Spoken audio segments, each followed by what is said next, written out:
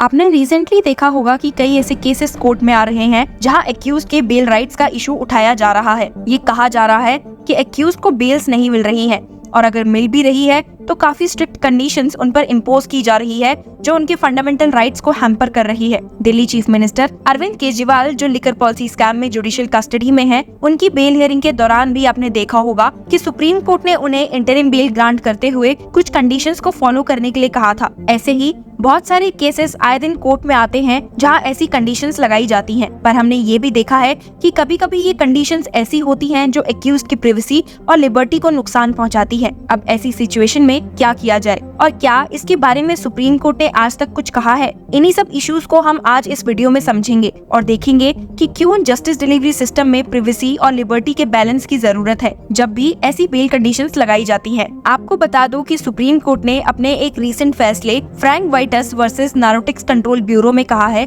कि कोर्ट ऐसी bell conditions impose नहीं कर सकता जो एक्यूज्ड की प्राइवेसी राइट्स को वायलेट करे। ये रेशियो इसलिए आई क्योंकि कुछ कोर्ट्स ने एक्यूज्ड को बेल ग्रांट करते वक्त कंडीशंस लगाई थी कि उन्हें अपने कोऑर्डिनेट्स गूगल मैप्स के थ्रू पुलिस या इन्वेस्टिगेटिंग एजेंसी को शेयर करने पड़ेंगे। रिसेंट केसेस के एग्जांपल दूं तो एक केस में दिल्ली हाई कोर्ट ने एक एक्यूज को बेल देते वक्त कहा था कि उन्हें अपनी लोकेशन ट्रैक करने के लिए एक ऐप इंस्टॉल करना होगा, लेकिन सुप्रीम कोर्ट का डिसीजन के बाद ये कंडीशन स्क्वैश कर दी गई। फ्रैंक विटस केस में कोर्ट ने कहा कि बेल कंडीशंस एक्यूज्ड को स्पेसिफिक एरिया से दूर रख सकती हैं विटनेसेस या विक्टिम्स को प्रोटेक्ट करने के लिए, लेकिन ये उन्हें पुलिस को कॉन्स्टेंटली अपनी मूवमेंट्स रिपोर्ट करने पर मजबूर नहीं कर सकती। ऐसी सर्वेलेंस चाहे टेक्नोलॉजी के थ्रू हो या दूसरे तरीके से एक्यूज्ड के आर्टिकल 21 के तहत प्राइवेसी राइट्स को इन्फ्रिंज करती है। कोर्ट ने एम्फसाइज किया कि ऐसी कंडीशंस एक्यूज्ड की प्राइवेसी को अनलॉफुल तरीके से इनक्रोच करती है, जैसे कि बेल मिलने के बाद भी कन्फाइनमेंट जैसा लगे। सेक्शन 437(3) ऑफ द CRPC और इंटरेस्ट ऑफ जस्टिस को समझाते हुए सुप्रीम कोर्ट ने ये भी कहा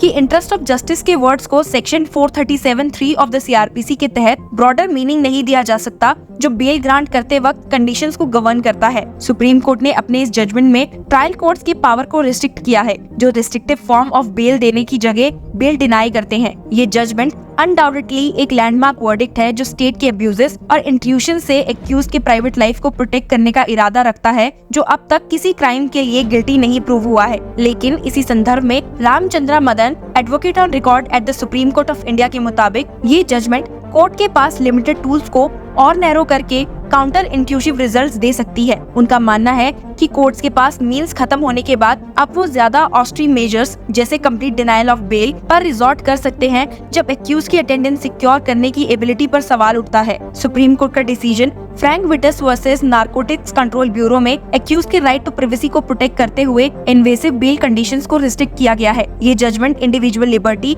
पब्लिक सेफ्टी और एफिशिएंट एडमिनिस्ट्रेशन ऑफ जस्टिस के बीच बैलेंस को चैलेंज करता है। प्रिजन्स की overcrowding, high percentage of under trial prisoners और जुडिशियल प्रोसेस में डिलेज के प्रेसिंग इशू को एड्रेस करने के लिए इनोवेटिव बेल कंडीशंस जरूरी हैं। इलेक्ट्रॉनिक मॉनिटरिंग और हाउस अरेस्ट जैसे मेजर्स प्राइवेसी और लिबर्टी के बीच बैलेंस बनाए रख सकते हैं और क्रिमिनल जस्टिस सिस्टम को ओवरऑल एफिशिएंट और फेयर बना सकते हैं। इस अप्रोच से एक्यूज के राइट्स प्रोटेक्ट होंगे और क्रिमिनल जस्टिस सिस्टम की एफिशिएंसी और फेयरनेस बढ़ेगी। वहीं Delhi riots accused Umar Khalid, Aam Aadmi party leader Manish Sisodia etcetera, इन सभी की बेल हियरिंग में देखा जा रहा डिले भी किसी से छुपा नहीं है। आपको बता दो कि दुनिया के कई देशों ने इलेक्ट्रॉनिकली मॉनिटर्ड बेल को अपने लॉज में शामिल किया है, जैसे न्यूजीलैंड के बेल एक्ट 2000 में 2013 अमेंडमेंट के थ्रू इलेक्ट्रॉनिकली मॉनिटर्ड बेल एक रिस्ट्रिक्टिव फॉर्म ऑफ बेल है जिसमें पर्सन को एक स्पेसिफाइड रेसिडेंस में रहना होता है अनलेस स्पेशल परमिशन मिलती है। सुप्रीम कोर्ट ने Gautam Navlakha versus national investigation agency में ओवरक्राउडिंग और प्रिजन बजट्स के रेलेवेंस को भी हाईलाइट किया था। ऐसे ही सेम टेक्नोलॉजी के आगे बढ़ने के साथ प्राइवेसी और सर्वेलेंस के इश्यूज भी बढ़ते हुए देखे गए हैं। आधार कार्ड और डिजिटल आईडी सिस्टम्स की इम्प्लीमेंटेशन से भी प्राइवेसी के इशू उठते हैं।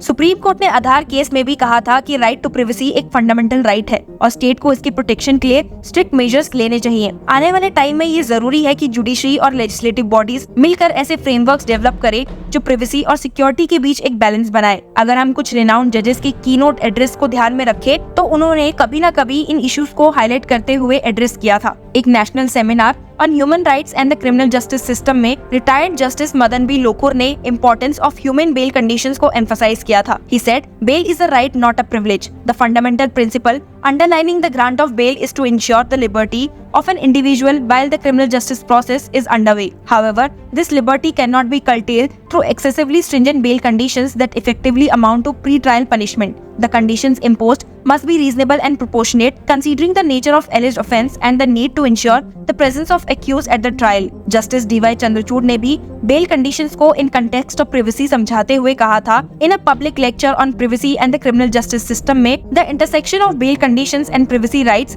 is a delicate one. While the state has a legitimate interest in ensuring the accused's presence at the trial, this interest must not override the fundamental right to privacy. The Supreme Court's decision in the Frank White's case underscored this balance, highlighting that invasive surveillance conditions such as constant GPS tracking can violate the accused's right to privacy under Article 21. Our approach must be guided by the principle of minimal intrusions, ensuring that any surveillance is strictly necessary and proportionate to the legitimate aim pursued. ऐसे ही एक और former chief justice of India NV रमाना ने अपने tenure में new judicial complex की inauguration के वक्त state किया था, Our criminal justice system must evolve to address the pressing issues of under trial detention and prison overcrowding. Bail reform is a crucial aspect of this evolution. We must ensure that bail conditions are not used as instruments of harassment or as a means to prolong the detentions of individuals. The focus should be on ensuring that the accused attend their trial without imposing conditions that violate their fundamental rights. Innovative solutions such as electronic monitoring and house arrest can offer a balanced approach that respects the right of the accused while addressing the public safety concerns. Retired Justice A.K. Sikri ने भी judicial discretion and bail पर एक lecture देते हुए importance of judicial discretion in imposing bail conditions पर जोर दिया था और कहा था, The exercise of judicial discretion in imposing bail conditions must be informed by principles of justice, fairness and proportionality. Judges must carefully consider the circumstances of each case and the impact of bail conditions on the accused's right. Conditions that are overly burdensome or intrusive can undermine the purpose of bail, which is to safeguard personal liberty pending trial. Our judicial system must balance the need to secure the accused's presence at the trial with the obligation to protect their fundamental rights. Last but not the least, in a historic speech at a law school convocation, Justice H.R. Khanna ने philosophical foundations of bail को reflect किया था और कहा था, bail serves as a bridge between the presumption of innocence and the need for an orderly administration of justice. It ensures individuals are not subjected to pre-trial punishment. Bail conditions must not be punitive. They should ensure the accused compliance with the judicial process without infringing upon their basic human rights. The judiciary must prevent the misuse of bail conditions as a tool of oppression. तो आपने देखा कि कितनी बार जजेस ने खुद bell conditions पर थोड़ा लिबरल अप्रोच दिखाने और इनकी कंडीशंस को बैलेंस करने पर फोकस किया है. स्टिल बेल के रिस्पेक्ट में कई इश्यूज हैं जिससे एक्यूज्ड अभी भी गुजर रहे हैं. अब ये इश्यूज कैसे और कब सॉल्व होते हैं इसका जवाब तो हमें नहीं पता, but because now Supreme Court has a landmark judgment on this issue, हमें क्या बदलाव देखने को मिलता है. Thank you for watching us and keep following law chakra.